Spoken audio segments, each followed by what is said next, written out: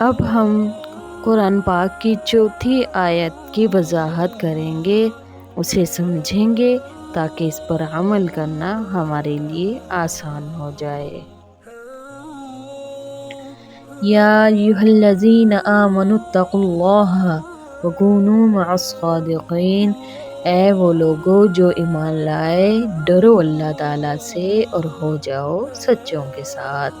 اللہ رب العزت نے اس آیت میں سب سے پہلے تقوی کو حکم دیا، ڈرو۔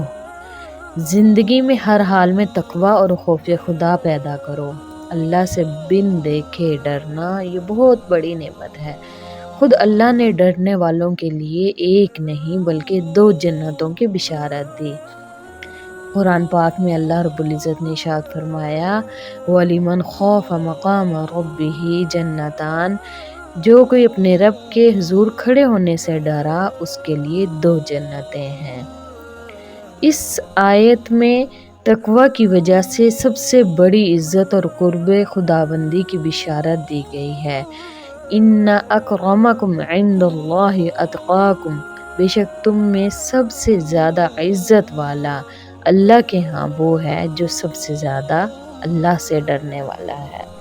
ہم کیا کہتے ہیں کہ سب سے زیادہ عزت والا وہ ہے کہ جس کے پاس حسن ہے، سب سے زیادہ عزت والا وہ ہے کہ جس کے پاس زیادہ مال ہے، اور اللہ کیا ارشاد فرما رہے ہیں کہ سب سے زیادہ عزت والا اللہ کے ہاں وہ ہے جو سب سے زیادہ اللہ سے ڈرنے والا ہے۔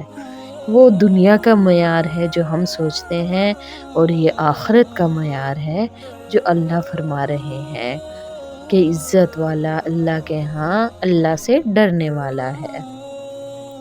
حدیث شریف میں تقوی کی حقیقت سمجھاتے ہوئے فرمایا، دع ما یریبک الی ما لا یریبک، شک والی چیز کو چھوڑ دو، جن میں شک و شبہ نہ ہو اسے لے لو۔ امام سفیان ثوری سے کسی نے پوچھا، حضرت ہر طرف آپ کے چرچے اور تذکرے سن رہے ہیں، آپ اتنی زیادہ شب بیداری بھی نہیں کرتے، راتوں کو جاگتے بھی نہیں، تہجد، نوافل اور دن کے بہت روزے بھی نہیں رکھتے، اور نفلی عبادات بھی بہت کم کرتے ہیں، تو پھر یہ کیا چیز ہے جس نے آپ کو اتنا مقبول بنا دیا، اتنی عزت عطا فرمائی؟ آپ نے فرمایا، تم چپ رہو، تقوی کے سوا کیا چیز ہے جو بندے کو مقبول بنا سکتی ہے؟ اللہ اکبر۔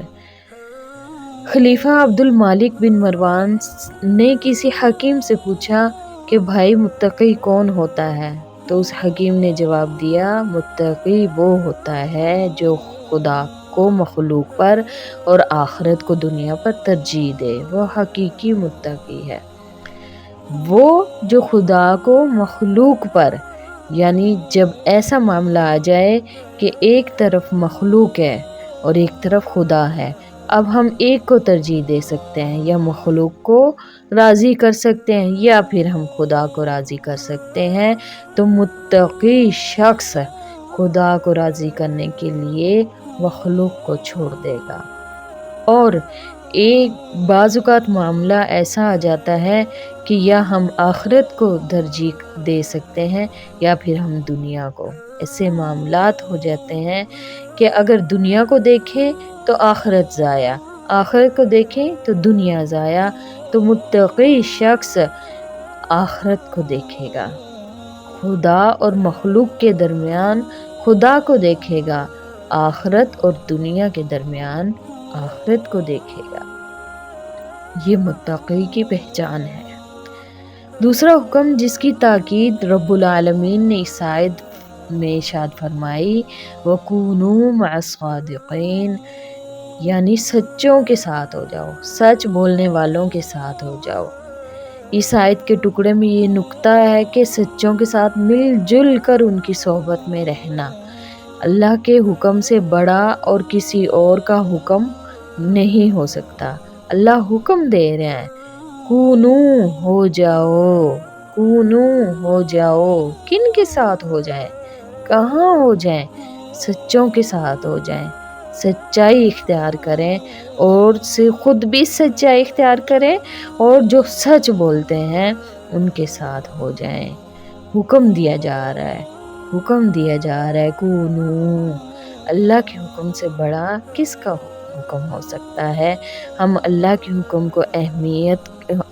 حکم کی اہمیت کو سمجھیں اور جلد از جلد اس پر عمل کی توفیق دیں کہ سچ بولنے والے، سچائی اختیار کرنے والے ہمارے دوستوں، ہماری زندگی میں، معاملات میں، ہم اگر اپنی زندگیوں میں غور کریں تو جھوٹ بولنے والوں کے ساتھ ہم ساتھ ہوتے ہیں، خود جھوٹ بولتے ہیں اور جھوٹ بولنے والوں کا ساتھ دیتے ہیں۔ یہ انتہائی ہمارے لیے افسوس کی بات ہے کہ اللہ ہمیں حکم دے رہا ہے وَكُونُوا مَعَ الصَّادِقِينَ، سچوں کے ساتھ ہو جاؤ، اور ہم سچائی اختیار بھی نہیں کرتے اور نہ ہی سچوں کے ساتھ ہوتے ہیں۔ آخری وقت میں آپ صلی اللہ علیہ وسلم نے دعا فرمائی اللہم الرفیق الاعلی، اور حضرت یوسف علیہ السلام کی بھی ایسے ہی دعا تھی توفنی مسلما والحقنی بالصالحین، اے پروردگار مجھے مسلمان ہونے کی حالت میں وفات دینا اور مرنے کے بعد مجھے صالحین کے ساتھ ملا دینا۔ صحابہ کرام کو یہ جو شرف نصیب ہوا، ان کی دریافت علمی کمالات سے نہیں ہوا تھا، بلکہ ان کو آپ صلی اللہ علیہ وسلم کی صحبت سے ملا۔ صحابی صحبت سے ہے، چنانچہ وہ صحابی جس کے ایمان کی حالت میں نبی کریم صلی اللہ علیہ وسلم کے چہرہ انور کو دیکھا، چند لمحوں کے بعد ہی وہ فوت ہو گیا، تو اس کو ایسا درجہ نصیب ہو گیا کہ اگر ساری دنیا کے علماء، ساری دنیا کے اولیاء، ساری دنیا کے ابدال، اقطاب سب دنیا سے بھر جائے تو بھی اس صحابی کے درجے کو وہ حاصل نہیں کر سکتے۔ یعنی جس نے کوئی عبادت نہیں کی، کوئی نماز نہیں پڑھی، بس ایمان کے حالت میں ہمارے نبی کو دیکھا تو وہ صحابی بن گیا، یعنی اس نے نبی کی صحبت اختیار کر لی۔ اب دنیا کے بڑے بڑے اولیاء، ابدال، اقطاب، علماء سب اکٹھے ہو جائیں، تبع تابعین سب اکٹھے ہو جائیں، تب بھی وہ اس ایک صحابی کے درجے کو نہیں پہنچ سکتے۔ کس وجہ سے؟ نبی کی صحبت کی وجہ سے۔ انسان پر اچھے اور برے لوگوں کی صحبت کا اثر ہوتا ہے۔ نبی علیہ السلام کی حدیث مبارکہ میں اس بات کی وضاحت ہوتی ہے۔ حدیث مبارکہ میں برے دوست کی مثال لوہار کی بھٹی کی مانند ہے۔ اگر آپ کی دوستی لوہار کے ساتھ ہو تو آپ کے پاس بیٹھ کر آپ دیکھیے کہ آپ کو کوئلوں کی سیاہی ملے گی، اگر ذرا دور جا کر بیٹھیں گے تو دھواں تو ضرور ملے گا، اور اگر زیادہ قریب جا کر بیٹھیں گے تو آگ سے کپڑے جلیں گے۔ اور نیک دوست کی مثال عطار کی مانند ہے کہ اس کے پاس جائیں اور اول تو عطر کی خوشبو آئے گی، اچھا دوست ہوا تو عطر ہی دے دے گا۔ فرض کریں اگر فاسق سے دوستی ہو گئی تو آہستہ آہستہ انسان پر اس کا اثر ہونا شروع ہو جائے گا۔ کسی شاعر نے اسی مضمون کو یوں بیان کیا: جہاں عطر کھنچتا ہے جاؤ وہاں گر، جہاں عطر کھنچتا ہے جاؤ وہاں گر، تو آؤ گے ایک روز کپڑے بسا کر، جہاں آگ جلتی ہے جاؤ وہاں گر، جہاں آگ جلتی ہے جاؤ وہاں اگر، تو آؤ گے ایک روز کپڑے جلا کر۔ یہ مانا کہ کپڑے بچاتے رہے تم، یہ مانا کہ کپڑے بچاتے رہے تم، مگر آنکھ کی سینکھ کھاتے رہے تم۔ جتنا بھی بچیں، صحبت اپنا اثر تو دکھاتی ہے۔ جہاں عطر بنایا جاتا ہے وہاں کپڑوں میں خوشبو آتی ہے، جہاں آگ جلتی ہے وہاں جاؤ گے ایک نہ ایک دن اپنے کپڑے ضرور جلاؤ گے۔ اگر کوئی آدمی کہے میں آگ کے پاس بھی بیٹھتا ہوں کپڑے بھی جلنے نہیں دیتا، تو ہاں مان لیا کہ تم کپڑے بچاتے رہے مگر آگ کی گرمی تجھے پہنچتی رہی۔ اسی طرح برے آدمی کی دوستوں کی صحبت میں گناہ سے بچ بھی جائے تو گناہوں کے اثرات سے وہ نہیں بچ سکتا۔ بکریاں پالنے والوں میں عاجزی ہوتی ہے، اونٹ پالنے والوں میں ہٹ درمی ہوتی ہے۔ گھوڑے پالنے والوں میں شجاعت ہوتی ہے۔ اگر جانوروں کا اثر انسانوں پر پڑ سکتا ہے تو پھر برے اور نیک انسانوں کا اثر دوسروں پر کیوں نہیں پڑے گا؟ صحبت کا اثر تو پڑتا ہے۔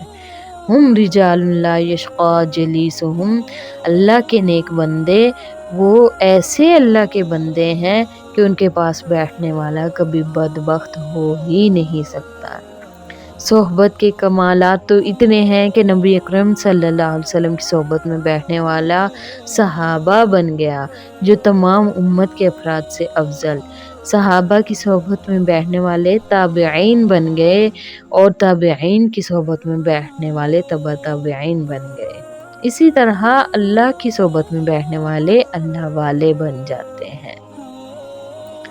نبی صلی اللہ علیہ وسلم نے ارشاد فرمایا، المرء مع من احب، آدمی اسی کے ساتھ ہوگا جس سے اس نے محبت کی۔ آدمی اپنی صحبت سے پہچانا جاتا ہے۔